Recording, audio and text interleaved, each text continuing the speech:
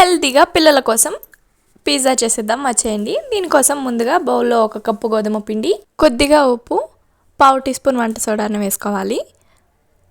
1/2 tea spoon చక్కెరను వేసి పిండిలో కలిసే విధంగా ఒకసారి బాగా కలుపుకొని 1/2 కప్పు పెరుగు వేసుకుని పిండిలో బాగా కలిసే విధంగా కలుపుకోవాలి. పెరుగు వేయడం వల్ల మరింత సాఫ్ట్గా ఫ్లఫీగా పిండి పొంగుతుంది. కొద్దిగా నీళ్ళను వేసుకుంటూ పిండిని ముద్దగా కలుపుకొని మూతతో క్లోజ్ చేసుకుని పక్కన ఉంచుకోవాలి.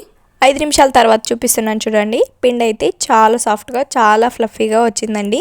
కలుపుకున్న పిండి ముద్దలోంచి సగం పిండి ముద్దను తీసుకొని పొడి పిండి అద్దుకొని లైట్గా మందంగా ఉండే విధంగా చపాతీలు తయారు చేసుకోవాలి. ఫోర్క్తో వీడియోలో చూపిస్తున్న విధంగా మొత్తానికి హోల్స్ పెట్టుకొని ఏదైనా బౌల్ సహాయంతో చిన్న చపాతీలుగా కట్ చేసుకోవాలి. ఈ విధంగా ఫోక్ చేసుకోవడం వల్ల మొత్తం బాగా కుక్ అవుతుంది. సాసులు కూడా బేస్కి బాగా పడతాయి. ఇదే విధంగా అన్నింటినీ కట్ చేసుకున్న తర్వాత దోశ ప్యాన్ పెట్టుకుని ప్యాన్కి బటర్ని అప్లై చేసుకోవాలి. మీ దగ్గర బటర్ లేకపోతే నెయ్యి కానీ నూనె కానీ యూస్ చేయండి. మనం తయారు చేసుకున్న చిన్న చపాతీలను వేసుకొని 2 వైపులా రోస్ట్ చేసుకోవాలి. ఒకవైపు షెజ్వాన్ సాస్ని వేసుకోవాలి. మీ దగ్గర షెజ్వాన్ సాస్ లేకపోతే టమాటో సాస్నైనా యూస్ చేయొచ్చు. సన్నగా తరిగిన క్యాప్సికమ్, ఆనియన్, టమాటో, క్యారెట్ ముక్కలను వేసుకొని చీజ్, ఆరిగానో, చిల్లీ ఫ్లేక్స్, లైట్గా సాల్ట్ని స్ప్రింకిల్ చేసుకొని చీజ్ మెల్ట్ అయ్యేంత వరకు ఉడికించుకొని సర్వ్ చేసుకోవడమే. టేస్ట్ అయితే చాలా బాగుంటుంది.